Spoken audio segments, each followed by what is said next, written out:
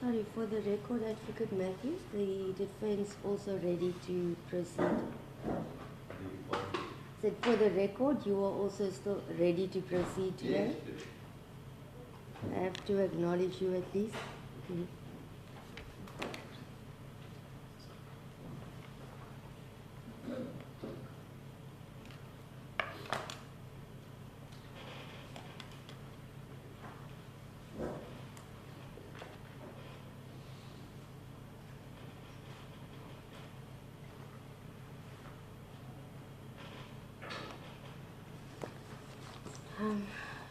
Just to hear from everyone present and just to note that I now indeed have, thank you to Advocate Collins, the request for further particulars, which I've been requesting from the beginning of the matter. I will now attach it to form part of the record.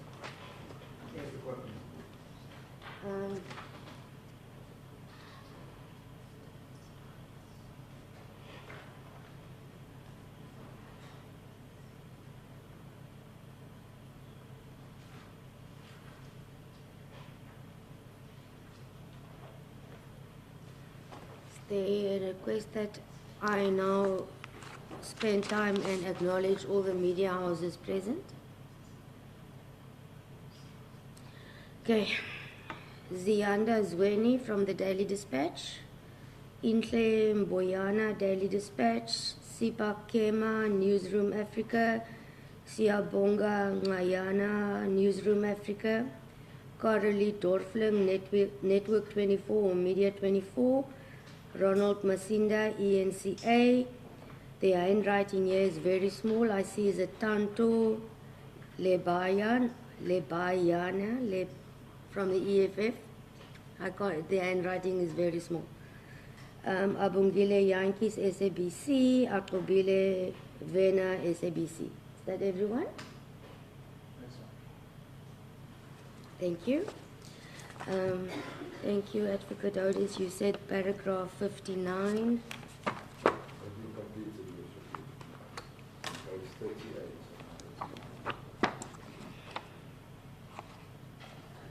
Did we go there?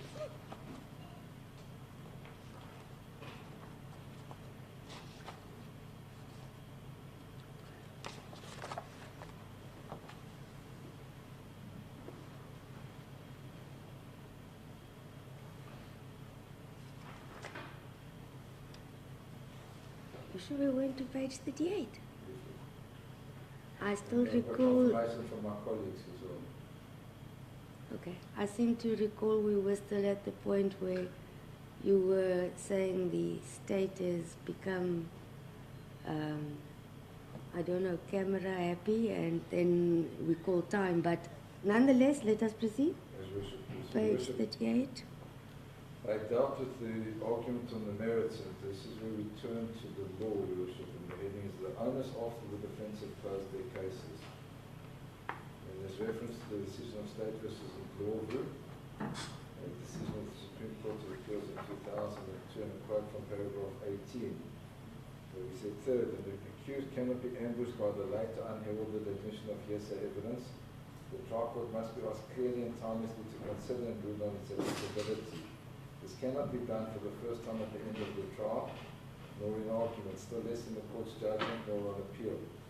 The prosecution, before closing its case, must clearly signal its intention to invoke the provisions of the Act, to then define as Law of Evidence Amendment Act 45 of 1988. Before the state closes its case, the trial judge must rule on admissibility, so that the accused can appreciate the full evidentiary and that he or she faces. 61. After the accused had closed their respective case, the prosecutor bears the onus of having to prove the guilt of the accused beyond reasonable doubt. This concept has been the subject of numerous judgments, in particular the following. And then we explain the evolution of how the onus was applied, which will go back to 1982, the decision of State versus Quebec, where the Honourable Mr. Acting Justice Longwitz held. Evidence ought not to be looked at piecemeal and in isolation. All of it should be analysed and weighed together to determine whether the state has proved its case beyond a reasonable doubt. The reference to numerous cases for that principle that needs to be held. And the result, I'm left with an uneasy feeling that I have not been apprised of all the relevant and material facts and that what really happened might be something different from that which he was deposed to. The evidence is therefore insufficient to disturb the presumption of innocence. The accused is found not guilty and is discharged. Thereafter, in 1986, Your Worship, in Venda, there was a decision of also another acting justice from the Spain State versus Munyai. We held as follows. In other words, even if the state case stood as a completely acceptable and unshaken edifice, a court must investigate the defense case with the view of discerning whether it is demonstrably false or inherently same probable as to be rejected as false. There is no room for balancing the two versions, i.e. the state case as against the accused case, and to act on preponderances. This is clear from the next case to which Mr. Bursey refers, namely State versus Singh Sutra, in which their lordships held in criminal cases where there is a conflict between the evidence of the state witnesses and that of the accused. It would be quite impermissible to approach the case on the basis that because the court is satisfied as to the reliability of the state witnesses, it therefore must reject the accused's evidence. It is held that the proper approach in such a case is for a court to apply its mind not only to the merits and the demerits of the state and the defense witnesses, but also to the probabilities of the case. It is only after applying its mind to such probabilities that the court will be justified in reaching a conclusion as to whether the guilt of the accused had been established beyond all reasonable doubt.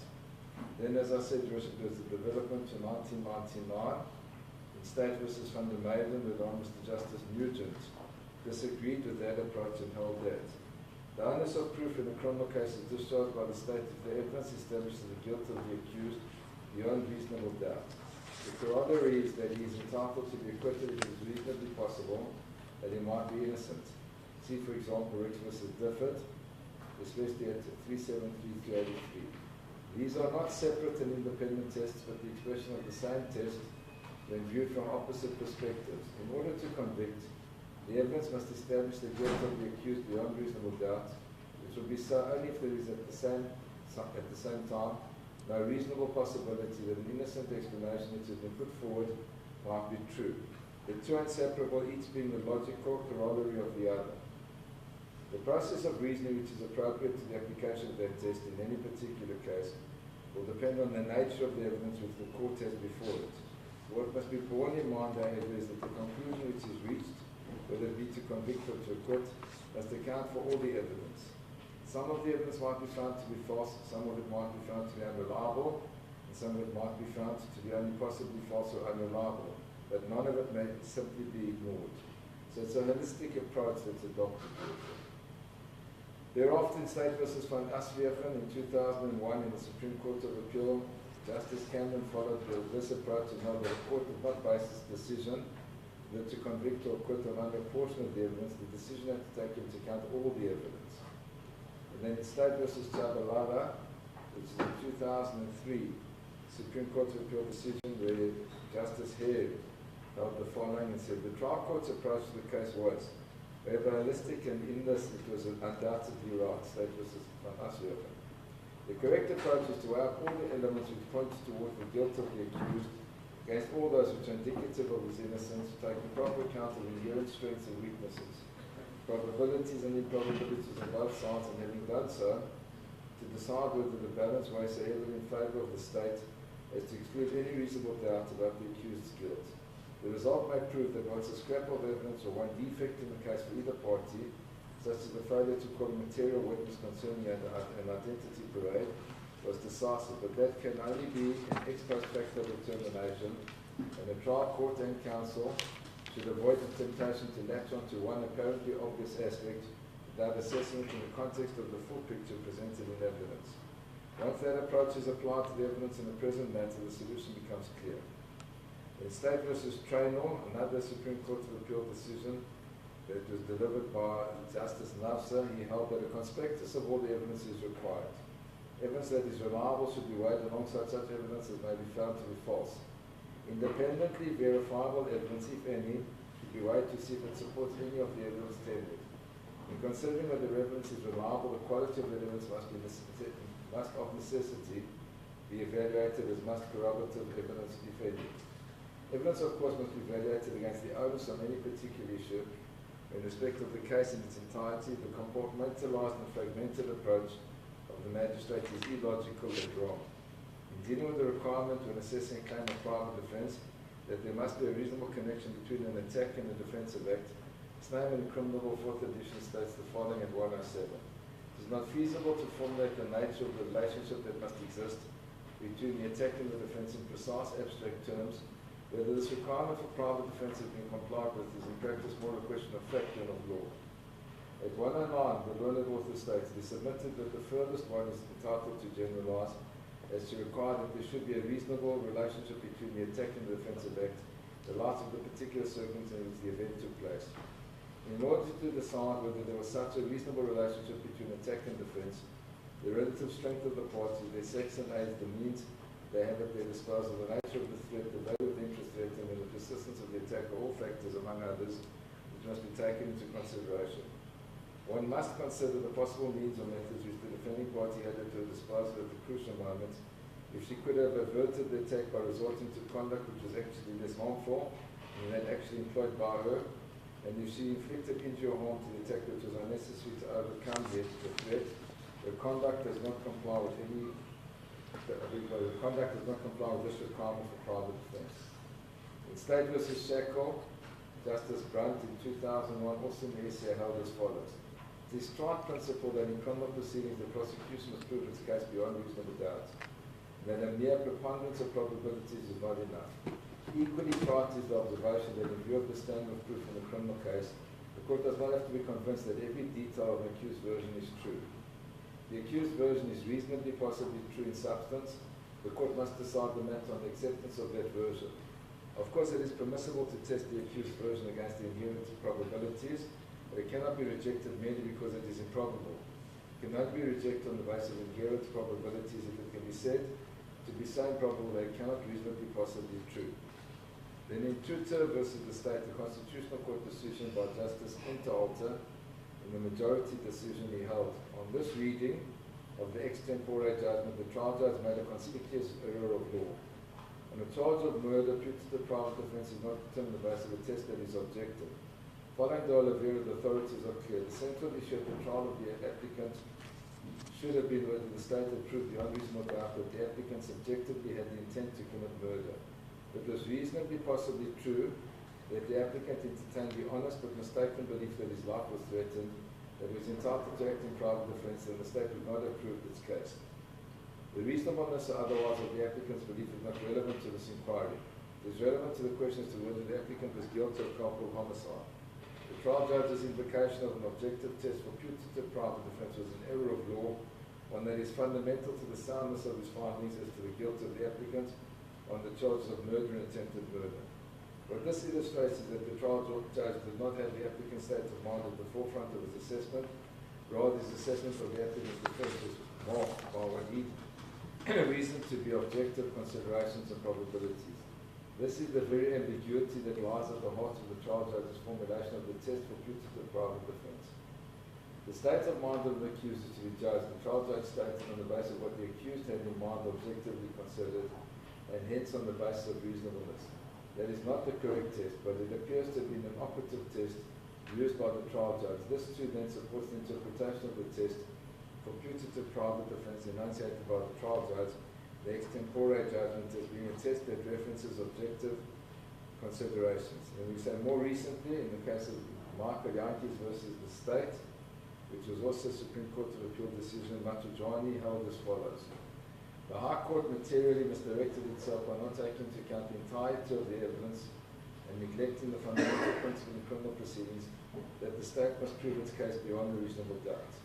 The High Court failed to recognize that the accused is not obligated to prove the truth of any explanation he provides. Rather, the burden lies with the state. If there is a reasonable possibility that the accused's evidence might be true, the accused should be acquitted. The High Court also neglected to evaluate the appellant's countervailing evidence that the complainant had a motive to falsely accuse him of the alleged rapes. The appellant highlighted the social media campaign initiated by the complainant following his refusal to return the stolen money. Importantly, the High Court misdirected itself in overlooking significant email correspondence, text messages, and newspaper articles that portrayed the complainant's unwavering love for the appellant and a sense of betrayal after the appellant defrauded her and absconded with her money. This evidence could redound to the appellant's favor. Furthermore, the court failed to address the inconsistencies in the complainant's testimony, did not provide reasons for giving preference to her evidence over that of the appellant. The court is enjoined to consider the evidence in its totality. An issue in the appeal before us is whether the state has proved the appellant's guilt beyond reasonable doubt.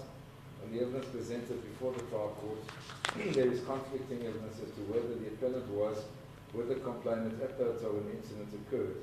The state's case is wholly dependent upon the testimony of the complainant. Section 208 of the Criminal Procedure Act provides that an accused may be convicted of any offence on the evidence of a single competent witness. When assessing the credibility of a single witness, it is crucial to understand that there is no one-size-fits-all approach.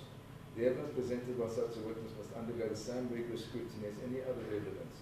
The trial court is tasked with meticulously evaluating the evidence, taking into account both of its strong points and shortcomings. After this thorough examination, the court must then determine whether, despite potential flaws or inconsistencies in the testimony, it is convinced of the truthfulness of the witness's account. This careful and balanced evaluation is fundamental to ensuring a fair and just legal process.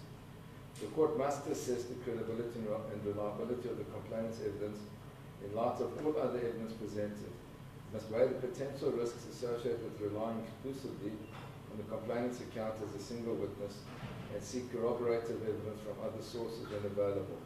In this instance, no supporting evidence from other sources was available to validate any aspect of the complainant's evidence. Then what I did here, Your Worship, is I applied these principles to the facts of this case. So taking the legal principle of relating to the onus and applying it to the facts of this matter, paragraph 62, I say there is no evidence of the authenticity of the viral video footage or the identity of what appears to be a firearm that is alleged to have been fired by accused one on which a reasonable court acting carefully might convict. 63. The spent cartridge cannot be tied back to the place where accused one was on the stage of the celebration. 64. The suspected firearm cannot be linked to accused one. 65. The spent cartridge cannot be linked to accused one. 66. Nobody reacted in fear in response to accused one's conduct on the stage, in the stadium, during the celebration. 67. None of the 5 South African Police Service members on the stage in the stadium during the celebration saw anything untoward on the part of accused one on the stage in the stadium during the celebration. 68. There is no indication of any physical damage caused by any live rounds having been fired by accused one on the stage in the stadium during the celebration. 69. There is no proof that the spent cartridge that was found on 30 July 2018 was actually fired at the stadium on 28 July 2018. And then in the conclusion, in paragraph 70, I say, due regard being had to all of the above detailed submissions, is finally respectfully submitted the accused one ought to be acquitted. And Your Worship, to contextualize that submission, we ask Your Worship to take into account that this was a vast, it was an enormous celebration with thousands of people being present, and there's not one eyewitness that has appeared before Your Worship, either as a complainant to say that they feared that there was any risk, or more importantly, Your Worship, that they witnessed accused number 1 firing a live round from a proper firearm. Not one person of those many thousands that were there, and therefore we say that fact in itself, Your Worship, should militate against any possibility of a conviction, and that the accused ought to be acquitted of all the charges. I have no further address, Your Worship, unless Your Worship wishes to get in any particular aspect. Thank you, Advocate Harris. I just want to find the appropriate page. One aspect that I would just like to hear your view on. I marked it.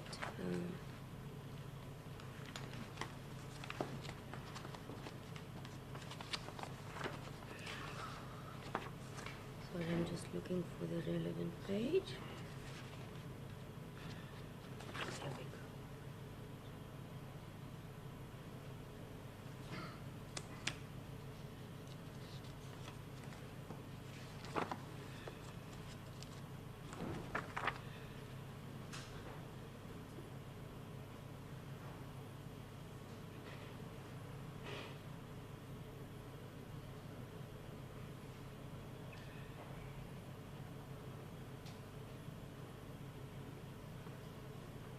There we go. I'll find the exact page. It is just regarding the submission by yourself with regards to the court recalling Colonel Ngwadleka. I think, yes, I think that aspect was put to rest, and on the 30th of January 2024, when the court made available the recording to the state, yourself, and Advocate Matthews, we returned to court, and it was then agreed on he was excused or for follow-up questions by court's questions, but not recalled in the sense of being recalled. And I just want to clarify or rectify that submission. So that's at paragraph 4.9 of my heads of Yes, exactly, yes. I know from preparing for here that the brackets don't close, Worship. But I said, and I made it very clear, Your Worship, that it was in respectful agreement with Your Worship. Your Worship said, I put here from line 3, you'll see where the brackets begin. We were subsequently called by the magistrate to clarify certain aspects of his testimony. And then I said, which resulted in him effectively testifying twice. But the point is, Your Worship, that it was to clarify aspects, and Your Worship had reserved the right to do so, and that's why Your Worship refused to recuse yourself, and I abide by and respect that decision, Your Worship. I take no issue with it, for obvious reasons.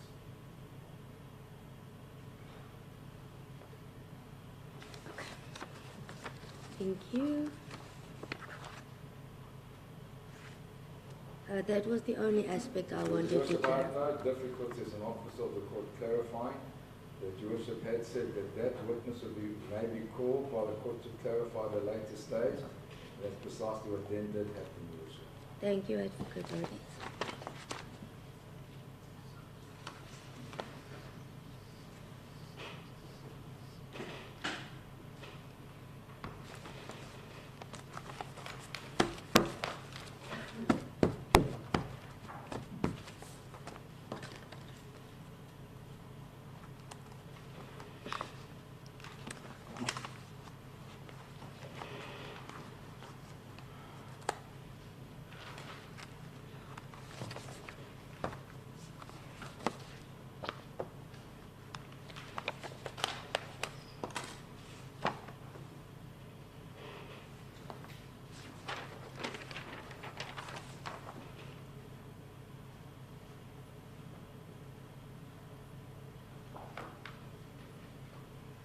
Advocate Matthews. Thank you, Richard. So I'm in a good position because I've listened to Mr. Caesar expertly put the state's case to you, and I've listened to Mr. Getting his name on behalf of the accused number one was more than expertly put not only the case in question, but also all the legal principles applicable to this matter.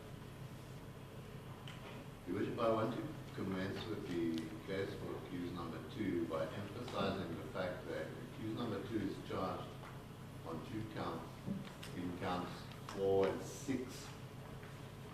If we look at count 4, is an alleged contravention of Section 120 sub 3C, where it is alleged that on the 28th of July, the accused had control of a loaded firearm, to wit a Norinco .223 rifle, in circumstances where it created a risk to the safety or property of the general public attending the 5th Economic Freedom Fighter celebration, and unlawfully failed to take reasonable precautions to avoid the danger. Now, unless I've been sleeping, which is possible, I've heard no evidence whatsoever that can substantiate this particular count. The state itself has conceded in its heads of argument that it cannot substantiate a conviction on the fact that accused number 2 handed over a firearm to accused number 1. Added to that, there is absolutely no evidence at all that he was in possession of a loaded firearm, a Norinco .223 rifle in circumstances where he created a risk to the safety or property of the general public. A learned colleague for accused number one has addressed you on what happened on the evening in question. I think we need to just step back and look at this objectively from afar. We are here to assist your worship in arriving at a proper decision in this matter. The Economic Freedom Fighters is a registered political party in South Africa. It had a right to engage in the celebrations as it did on the evening in question. I think we need to understand that it simply did not rock up at the stadium, pitch up a tent, and start a shindig. A joint operation command had been established prior to this, which encompassed numerous police divisions and obviously even paramedics. There were 20 to 30,000 at least people present on the scene who had come for the celebration. And as we have seen, there were quite a few prominent people who were present even on the stage on the evening in question. Long after the chants of KGB had disappeared into the night and the dust had settled, not one person came forward to lay a complaint about what had happened on the evening in question. Instead, the police picked up a video on social media which allegedly depicted accused number one firing what they claimed is a firearm into the air. And from there on, an investigation ensued. In fact, the police themselves are the complainant in this case. Why I emphasize that is looking at count 4, where it is alleged that, firstly, that accused number 2 was in possession of a loaded firearm, this Norinco, in circumstances where it created a risk to the safety or property of the general public. Nobody has come forward to testify about this. And the state's concession that it cannot justify a conviction on the basis that accused number 2 handed any firearm at all to accused number 1 is well founded. I do not think it is necessary for me to go into this any further, because I honestly believe that the court is not in a position, the state is not in a position to request a conviction on this count. Count 6, contravention of section 120(10) of the Firearms Act, alleges that the accused did unlawfully supply or in any other manner give possession of a firearm, to wit a .223 Norinco rifle and a Remington bullet to Julius Malema, being a person who is not allowed in terms of the Act to possess that firearm and ammunition. Now, again, the state has conceded that there is insufficient evidence to justify a conclusion, especially beyond all reasonable doubt, that accused number 2 in fact handed a firearm to accused number 1. In fact, the state is now arguing the opposite. It says that looking at the viral video, which I will return to, it is clear that he was as surprised as everybody else by what happened on the state, be that as it may. It is clear then, Your Worship, that with the greatest of respect, one would have difficulty in justifying a conviction on this count. Because this is such a wide definition, and Your Worship is quite correct in section 174 in a sense that the definition of this particular offence does not only mean that you physically handed over the firearm to another person. It could be that you supplied in any other manner the firearm to him. That is why, long before this case was even contemplated, the state was requested to indicate on what basis it is alleging the accused contravened this particular section. It is not within my nature to apply for further particulars, but it is necessary in this case. I think one can see it. But we need to know exactly why he's saying he contravened this section. The state replied that he had physically handed the firearm to Mr. Malema. And my learned friend clearly, to give him credit, has justified that he cannot support the conviction based on this. Based on your worship's judgment in the section 174, if I may just get to this point, because my learned colleague in his heads of argument and argument before court has indicated a puzzlement, if I may call it that, as to why Mr. Martin was called to testify. Now, in any other manner, give or supply, as your worship pointed out in the section 174, we were taking a too narrow interpretation of the physical handing over of the firearm.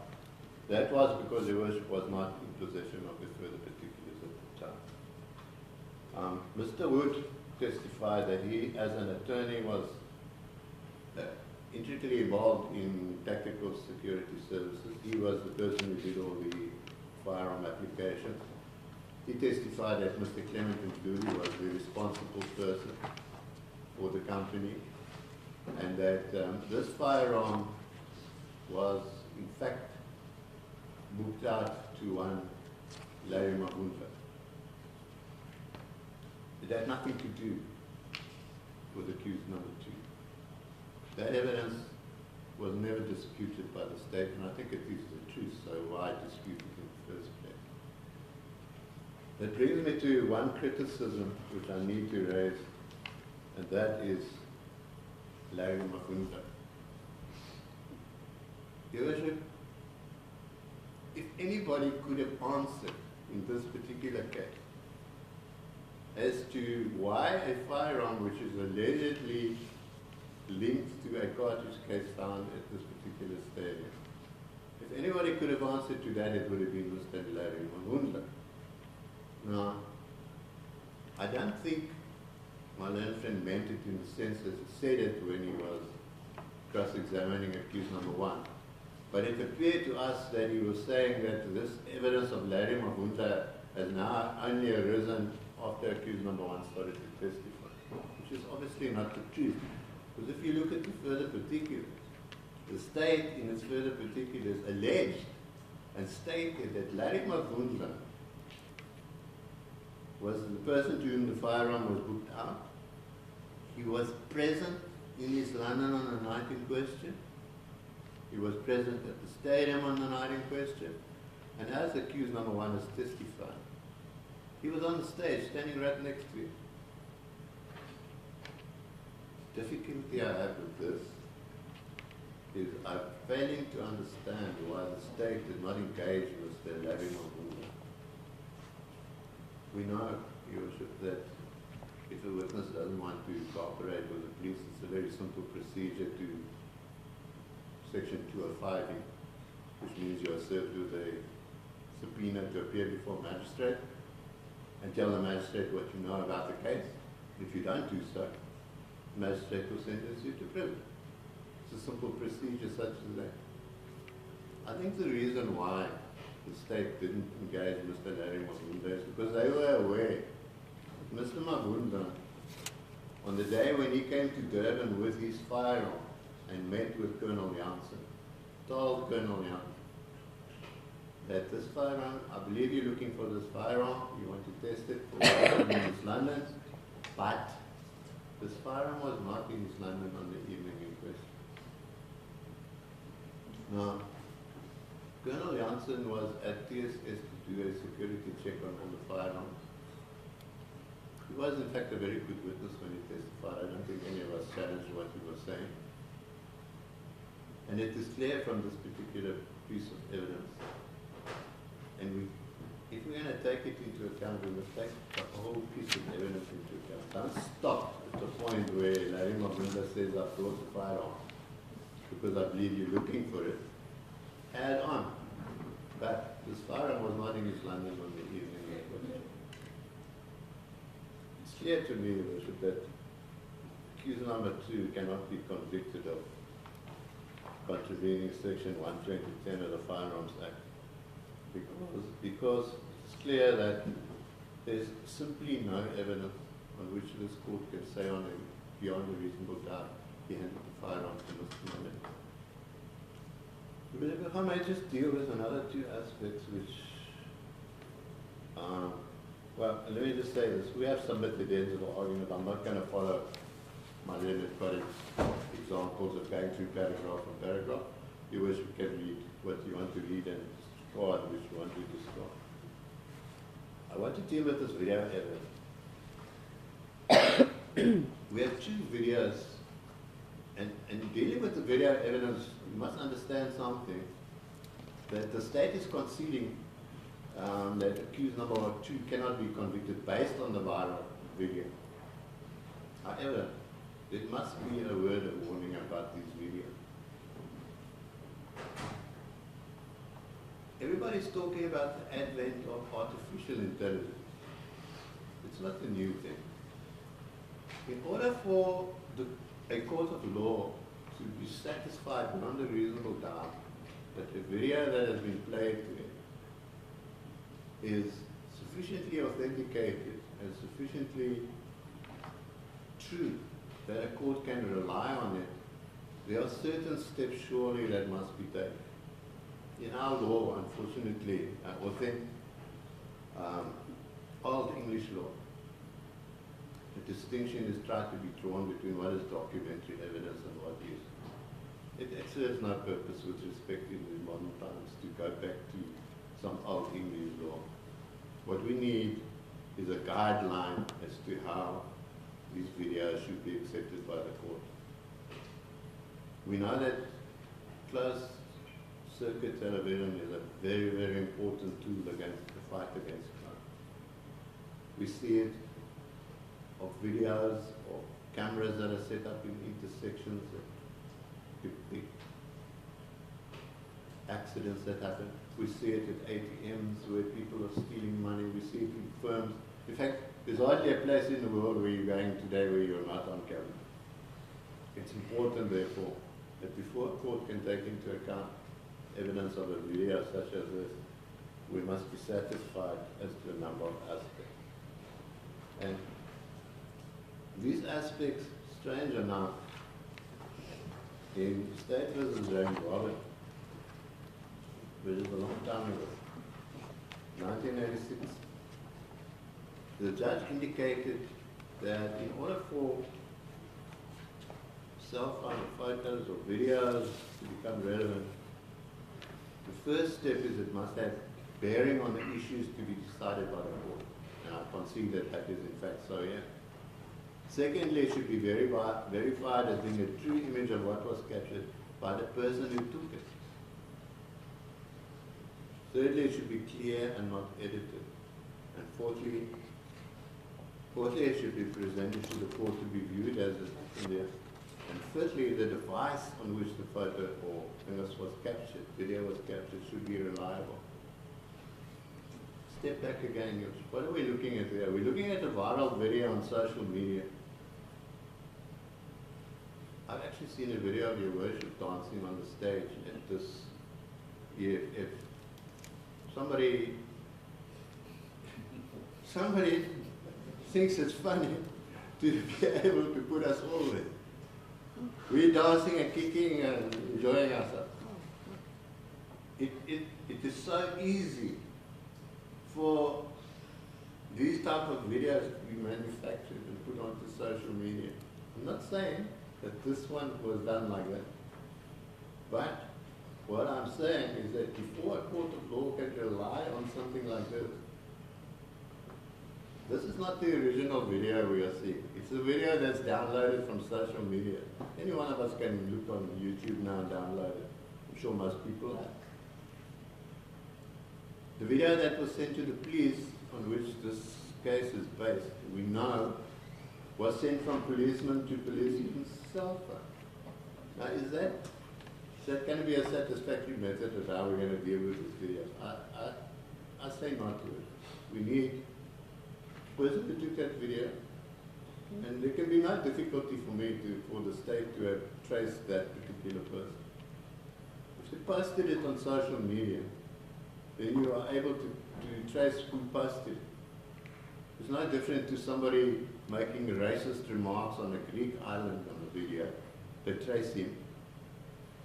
As to we, in this particular matter, they could have traced this person. We don't have to rely on second or third or fourth hand videos. The second video was taken by my learned friend who accused the one has dealt with it in depth. It was taken by Gearhouse, who was employed by the EFF to video record the proceedings. Unfortunately, in that matter, the original hard drive is missing.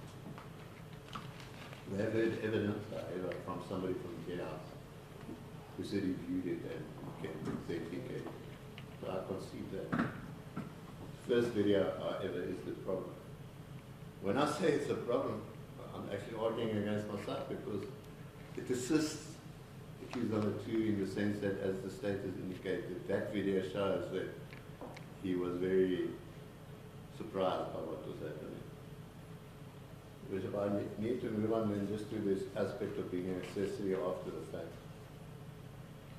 We know from the evidence before court that discharge was never put. These are statutory offences. They do not have competent verdicts. That my learned colleague for the state had at the last minute raised this issue. From your worship's reaction to it, I could see that you're not really interested. However, let's for the moment leave aside the legal argument and look at the factual aspect of the case. Is there any evidence that accused number 2, firstly, changed the bolt on the firearm, or secondly, was involved in picking up cartridge cases at the stadium in question? Because these are the 2 factors my learned colleague was relying on to base a conviction of being an accessory after the fact. Surely we can simply dismiss it because we know, having listened to all the evidence, that there is no such evidence that this in fact happened. Frustrating part of this case for me has been the evidence presented on the ballistic side of this particular matter. When a gun fires a cartridge, it imprints certain marks onto the cartridge case. From the firing clip, the breech face, the extractor, the ejector, the chamber mark. We know that it's established that this is in fact what happens when a cartridge case is fired.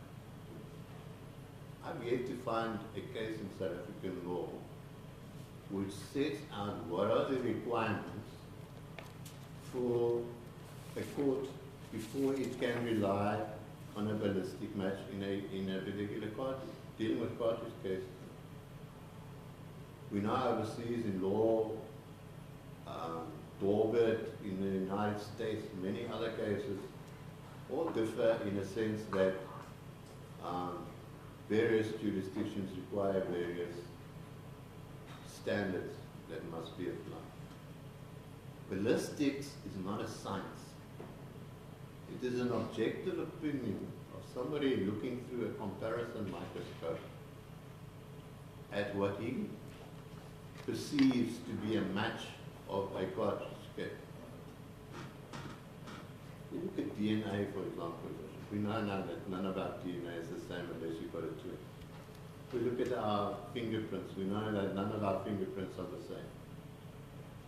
We know that there are certain standards that are required with the fingerprint, 7 marks. We know with DNA, we eventually get you could be a 1 in trillion person. Look at ballistics, nothing.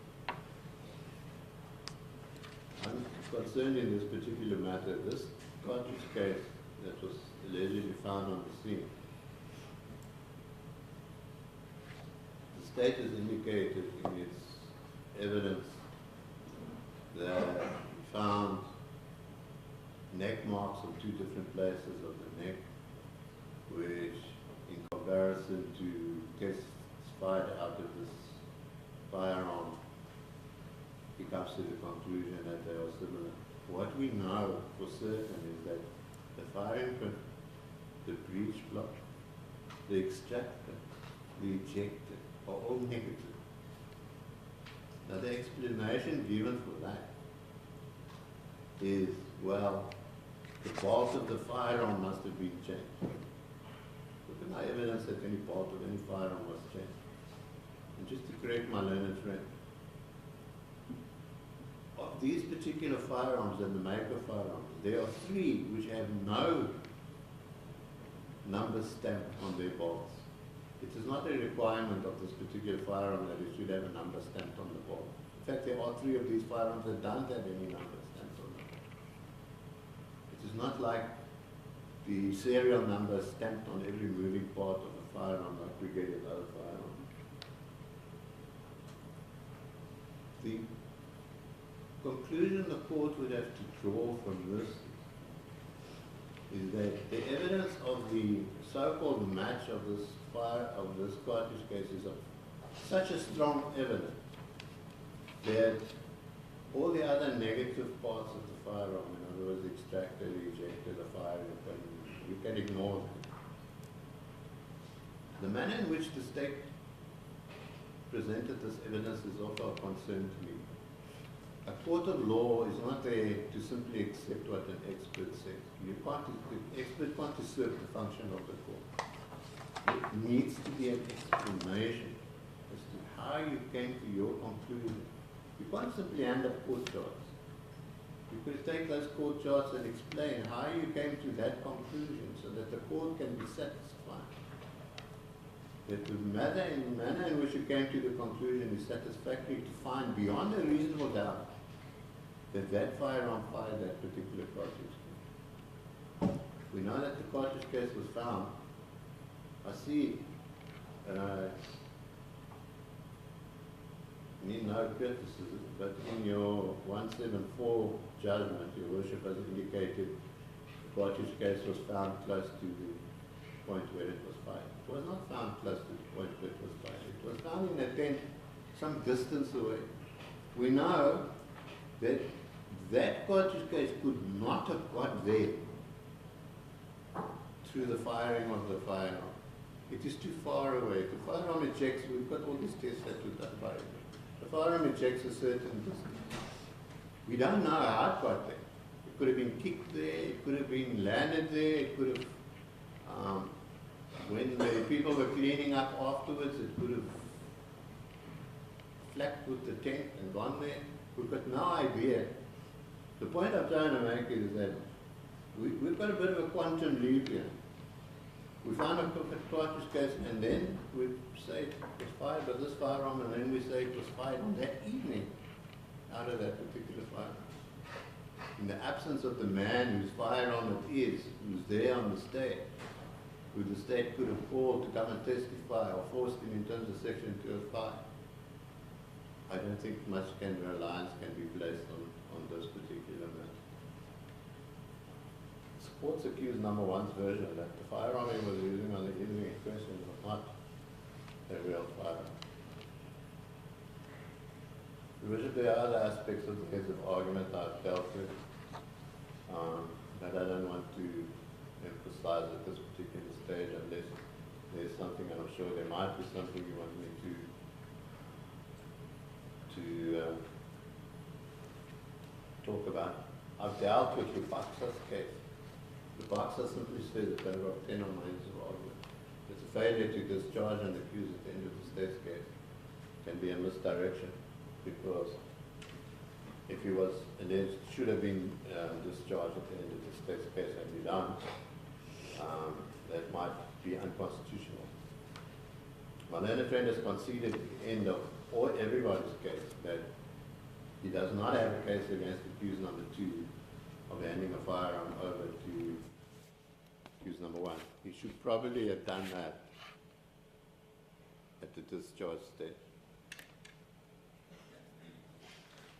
Unless there's something else that you want me to deal with, my submission is very simple. Reading the count 4 and count 6 and the requirements of those two sections before you can convict accused number 2, my submission is very simple, is that there's insufficient evidence to find him guilty in this case. Thank you. I'll remain standing unless you have any questions to ask. Thank you.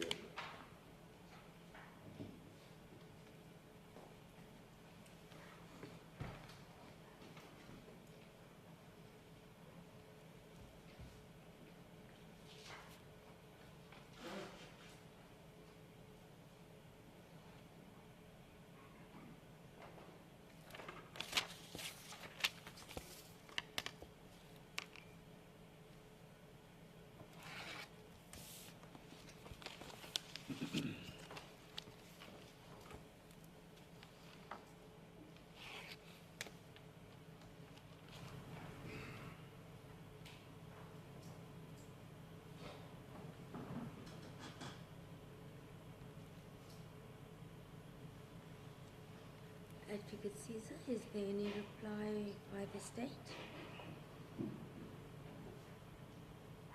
Thank you, Your Worship. I'll start with my learned colleague's last point regarding the ballistic evidence that it's not a particular science.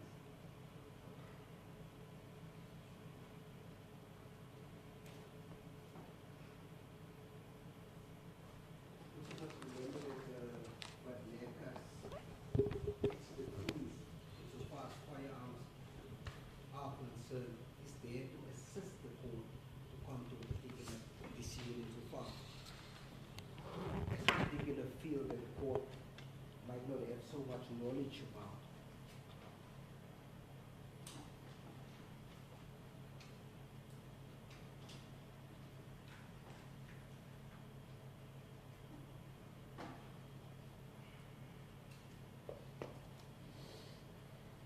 And its evidence was clear in this regard that this particular spent cartridge case that was found 2 days after the incident was indeed linked to the SPA 249, which belonged to the company that accused number 2 is working on its employee.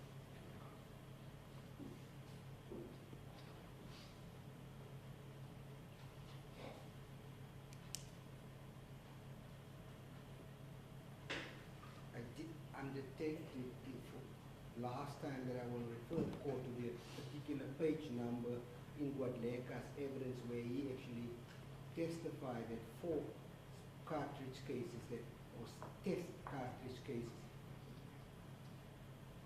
tested positive for the spent cartridge case. It's on my apologies, page 44 of his evidence in the record, the transcribed record. Page 44, lines 18, line 17 to lines 19. They confirmed that he tested that 4 of those tests spent cartridges, not one has been alleged. It was 4 tests that tested positively to that spent cartridge case.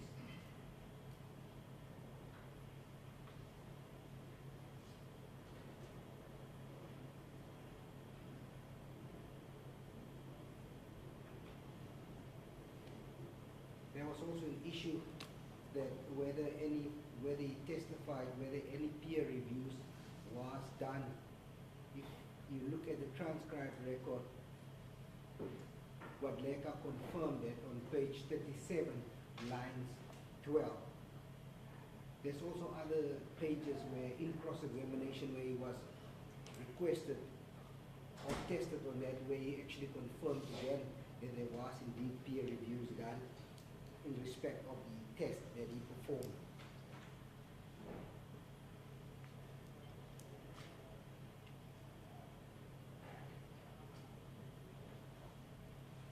But Leka's evidence further insofar as the spent cartridge case are concerned, he testified that indeed on page 23, line 16 to line 20, he confirmed that the bricks block, also being referred as the ball carrier, was indeed changed of SP2 to affect the results and the outcome of this particular.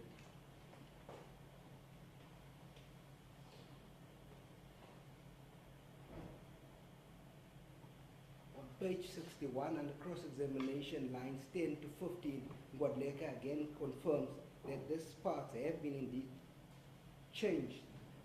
The ball carrier, which consists of the firing pin and all these aspects that was already been mentioned by counsel for accused number 2.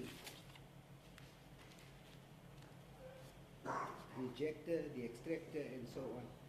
That he confirms that indeed it has been changed. That's why he had to go to the actual chamber. The chamber is where the neck of the firearm and the barrel is actually.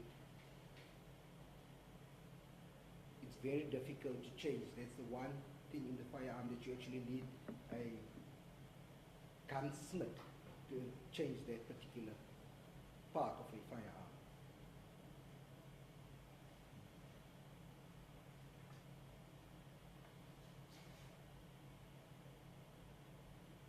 You should be further testified of all the number of firearms that he examined for the ballistic test which he received from the company of accused number 2. That was indeed the only firearm whose ball carrier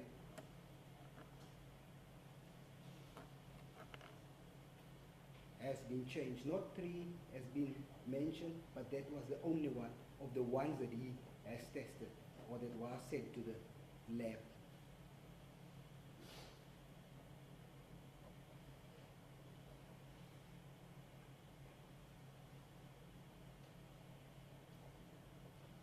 Issue, I want to address the issue insofar as the viral video is concerned. We have argued this matter meticulously before the video footage was deemed to be admissible.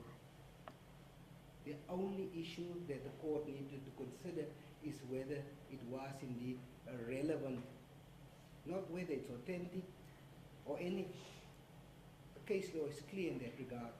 It needed to be relevant. That was already conceded. The other points that was mentioned by counsel for accused number 2, I am in disagreement with that. The court only need to consider, and the court's got to safeguard all the evidence of Gearhouse insofar as confirming the video footage.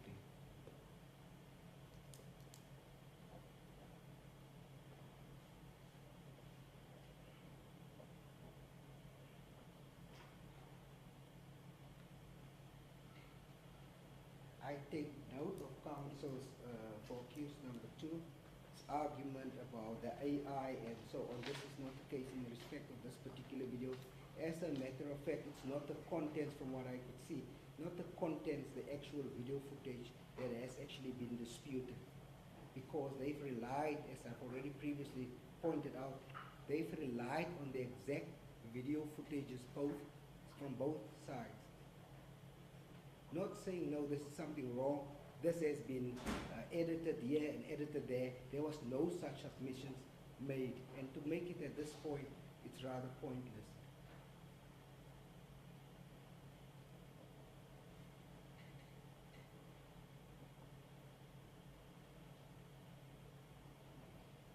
The evidence that has been presented before this court is real.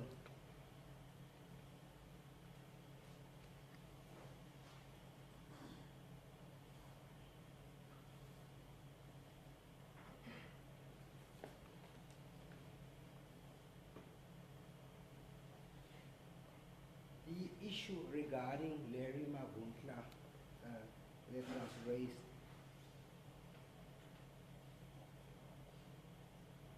that we should have sent out a subpoena to a witness that appeared clearly hostile and not wanting to assist the state was just disingenuous. It would have amounted a waste of state resources.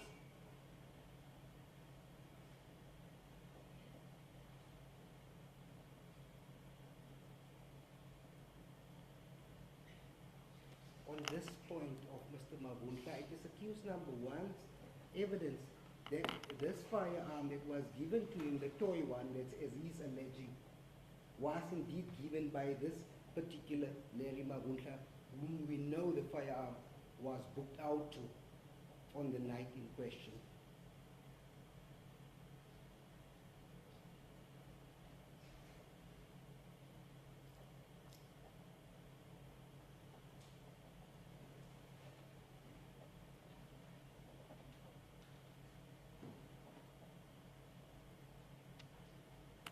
The issue is that the distance where the spent cartridge was found in relation where the stage was,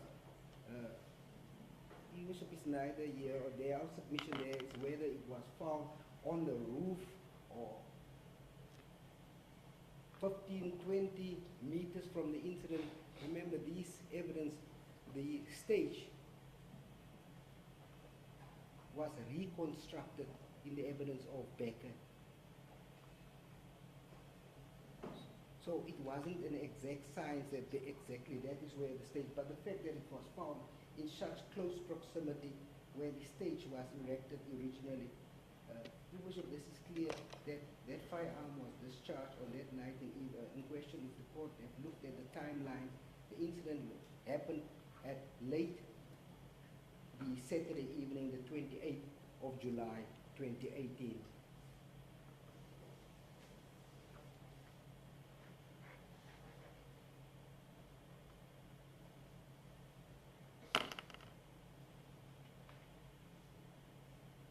We know from the evidence that on the Sunday, which is the 29th, there was no real activity other than Giao's dismantling the stage.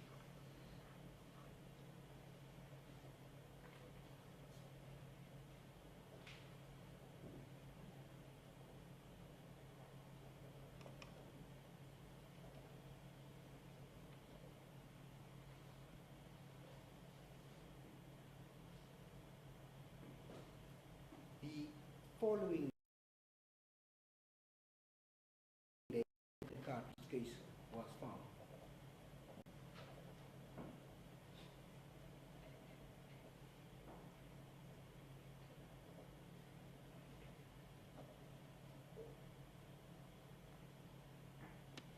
The evidence of accused number one in this regard is nobody else had fired shots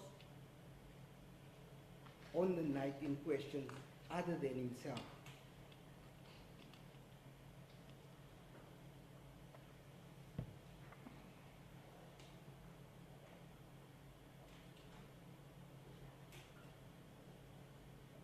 So on that basis, that the state is submitting that its case has been proved beyond reasonable doubt. The court was presented with real evidence. Insofar as the video footage is concerned, the evidence relating to, I've already submitted that this is the best evidence the court would have ever gotten as to what had really transpired on the 28th of July 20. No witness would have been able to describe the incident, the clothing,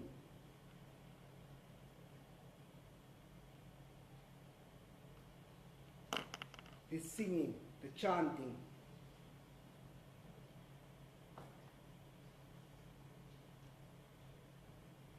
Who stood where accused number one was in relation to when he fired the shots.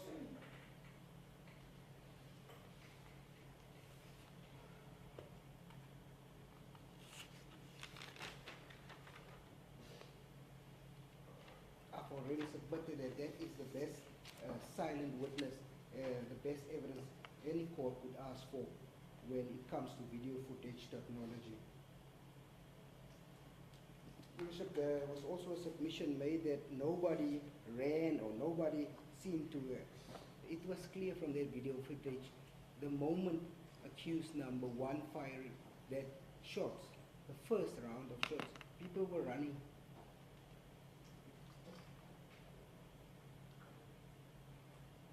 we counted at least 7 people that were running because accused number 1 went to the end of that stage to fire those shots in the direction where those 7 people were standing. As a result, they were running. So to submit that nobody did anything at that, it's incorrect. Bishop have already submitted that we have gone through the evidence. If accused number 1 was innocent in any way, I would have made that submission like I did in respect of accused number 2.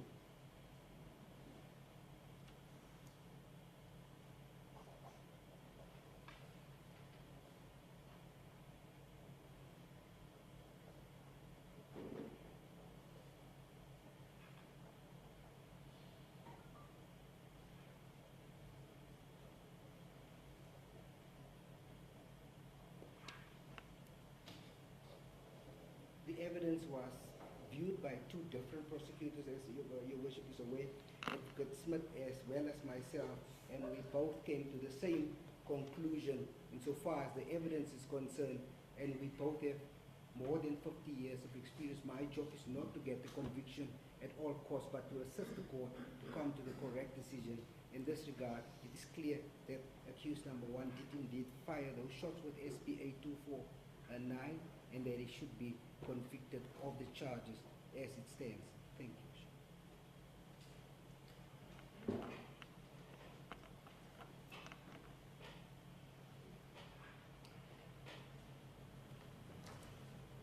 I know you are eager to reply, although there's no provision for that, Advocate Odes and Advocate Matthews, but I will indulge if you so wish, but you say nothing.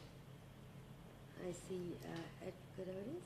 I will give you the opportunity, although it's Thank not you, sir. part of procedure. I appreciate it. Thank you, sir, and I appreciate the indulgence. Your worship, I take issue with almost everything that my learned friend has said for the state, and I urge your worship not to be convinced by the manner in which he argues, excuse the pun, with conviction, and in the eloquent manner that he put it forward. And I'll make my points very brief, your worship. He said to your worship, the only firearm of accused 2 for which the bolt carrier was charged, there isn't any evidence, your worship, that accused 2 has any firearms before this honourable court, sir, or even that that firearm can be connected to accused 2, and that is the evidence that was undisputed before this honourable court. Your worship, I also take issue with him saying that the only test in relation to videos, whether it's relevant and not authentic, that goes against the Rangoban decision, and to a large extent I'm merely arguing the case for accused 2 as put forward by Mr. Matthews, but I feel compelled to do so because I'm just answering to this. Then the other issue, worship, was he said that if one has regard to the fact that we say that that the state should have caught Larry Mavundla, but he was clearly hostile. He's giving evidence. There's no such testimony. In fact, your worship, I wanted to give your worship the reference, if I may. The captain's statement, your worship, is an exhibit before this honourable court. It's Exhibit C. It's also referred to, your worship, at our paragraph 4.7 of our heads of argument. And at Exhibit C, I beg your pardon, it's Colonel Janssen, not Captain, Colonel Janssen. In his statement at paragraphs 9 and 10 said that Larry Mavundla was fully cooperative. So I don't know on what basis he wants his court to accept that Mr. Mavundla, who was identified as being on the scene and who's alleged to have owned the firearm, was hostile. Because if one has regard, your worship, to Exhibit C, and I'll quote it to your worship, it's quite clear with respect that Mr. Mavundla was cooperative as per the statement of the very Colonel Janssen, paragraphs 9 and 10. He says there, on the same day after inspecting the main safe, firearm number 6 was presented for inspection, as well as a 9mm P Glock pistol with serial number YYS58 by Mr. Larry Mavundla. The explanation was that the company knew that SFS were needed for ballistic testing as a result of the alleged discharge of a rifle by Mr. Julius Malema over the weekend of 28 July 2018. And then in 10 he says, the explanation given was, although the firearm was not in East London, on 2018-07-28, the responsible person volunteered this firearm as well as all other firearms in their possession for ballistic testing. So I don't know how one can infer from that that this was a obstinate or difficult witness or uncooperative. In fact, the opposite appears because he seems to have assisted. Then my learned friend also argued, and now thankfully we're turning closer to accused number one's case, that it made no difference where the cartridge was found. You only have to ask yourself, Your Worship, as in the tests enunciated in the case that I quoted, the corollary of that. Had the cartridge been found 1.2 meters to the right of where accused number one was standing, to his rear, then the state would say, look how it fits in with the trajectory and how easily it ties in. So I absolutely disagree with him, Your Worship. And then he says that according to the witness Becker, the stage was reconstructed. It was quite clear it was never reconstructed, Your Worship. I don't know where he came with that evidence. With respect, Your Worship, that's why I say that one cannot, with respect, accept that. And then he said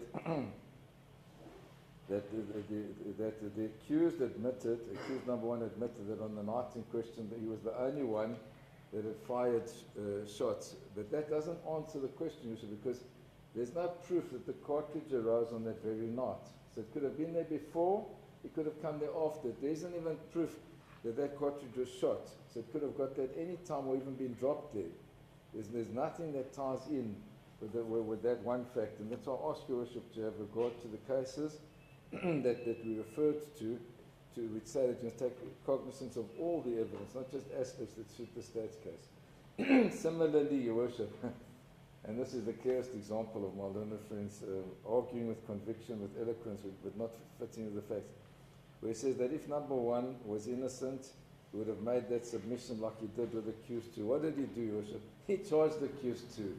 When the evidence didn't substantiate it, he then changed his tack and said, well, find him guilty as an accessory after the fact. That's not saying the man's innocent, let him go. And not once did he say that, Your Worship, and that's why I take issue with that statement, and I say that that's totally irrelevant and it's not even a factor, because it's not the case, it's not borne out by submissions and arguments. Thank you, Your Worship.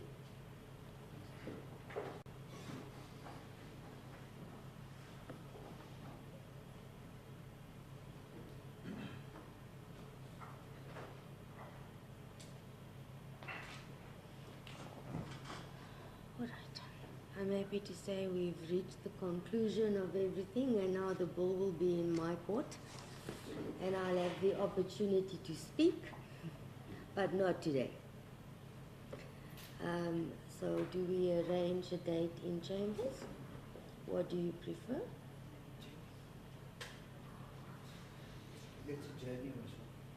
Let's adjourn and arrange a date in chambers. Your Worship, we had set down 3 days. I know it's not attributable to Your Worship, so I take no issue, but I have my diary here, perhaps you can even arrange Your Worship. I have no difficulty. Sorry, I couldn't hear you. I have my diary here and can arrange a date in open court, Your Worship, rather than arrange it, but I'm in Your Worship's hands.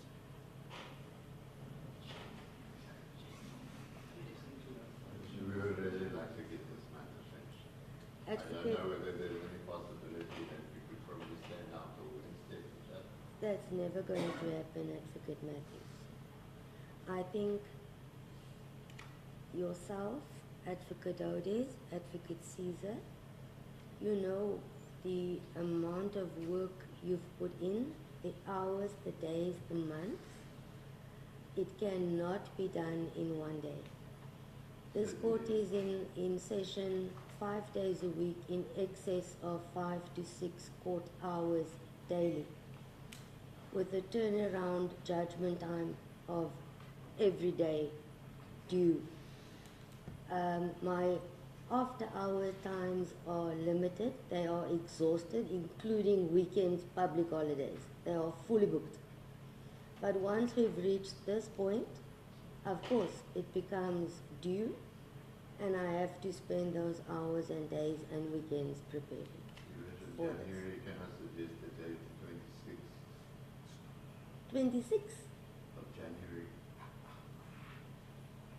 I don't require I thought you so said many January. months. I thought you wanted January. No. Now that it's due, I put in the work, but it cannot be done in one day. I think you can appreciate that fact. I hear that you would love it to be finalized, but I also need to address many aspects that have been placed on record. So Sorry, we were talking about the 26th of January next year. Is it not far? Sorry, I thought you said January next year. Mm. No. All right, closure of any other time. We'd open is from the 18th of August to the 22nd. Otherwise, then we are really going into next year.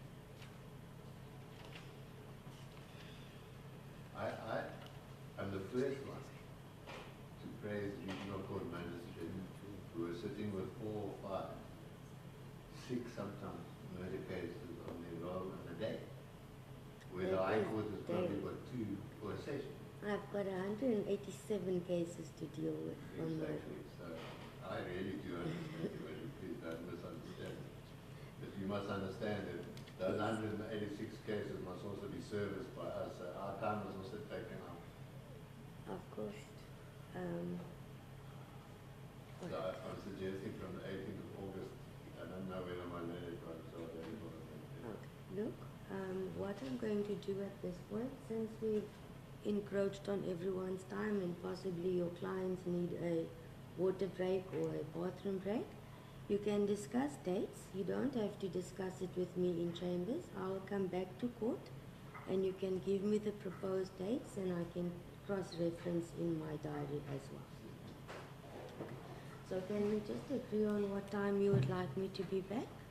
Quarter to 12. You say it's so convenient. And if I say to you, Advocate Matthews, it's 11:45 now? It's up possible. I see you've got your point. Okay, I've moved from offices, so it will take me, between 11:45 and 10 to 12, I'll be back in court.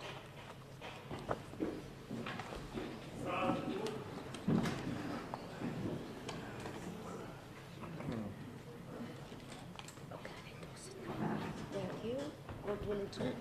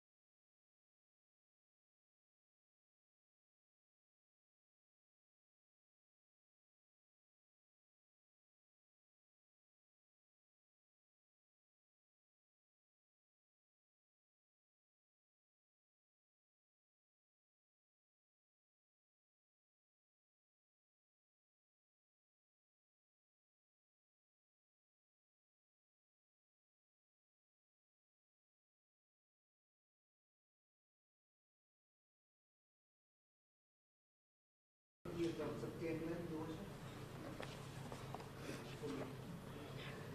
I'm sorry? 29, 30, Your Worship, Friday. Was the day of Sunday.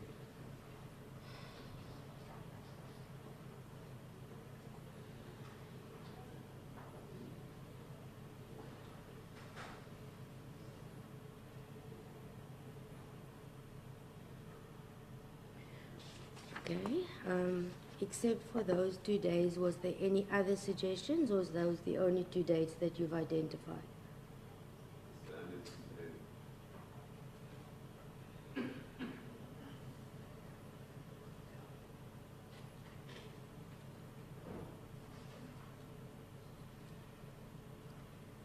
Okay.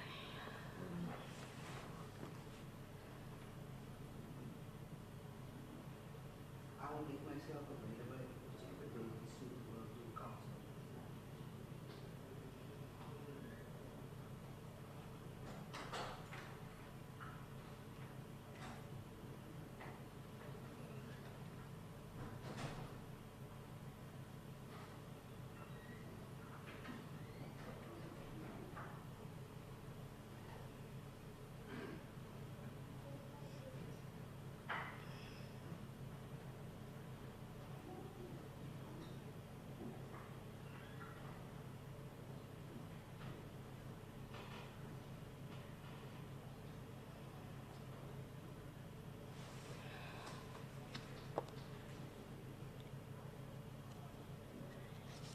See, it's not the amount of days, it's sufficient. And what I wanted to prevent is to place what I have on my court roll on any given date. Even tomorrow, I will not be in office. I've placed stoppers in case we were not going to proceed. So I'll be in court. But nonetheless, it being school holidays, September, it's when we place all our child victims to do their matters before they start their exams. And so on that, both those particular days, I have two day trials involving minors, so that it's done before their trial. So I will have to see what to do with those matters to fit in this one, as long as we're all aware of that aspect. Then Does your worship want us to look at other dates?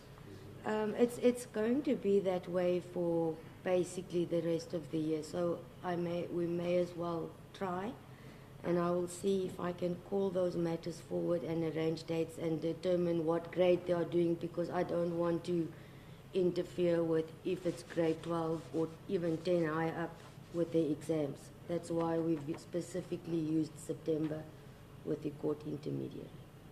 So that's my only challenge for those 2 days. So do you want both days, 29 and 30th, or just the 29th? Or only the 30th? I would propose just the 29th.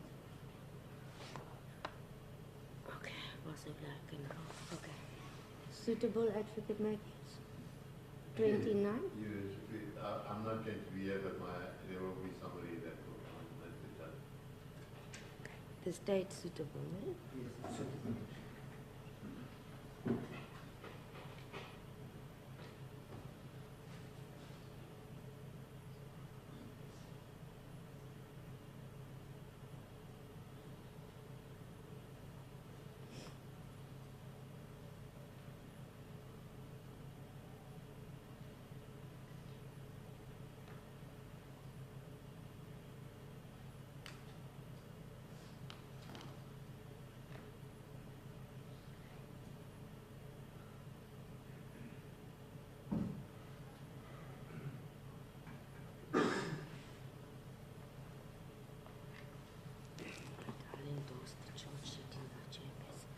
Accused 1 and 2.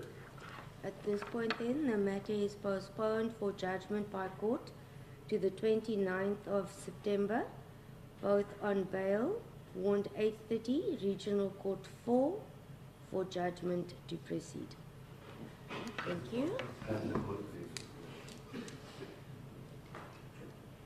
Court will adjourn. Thank you.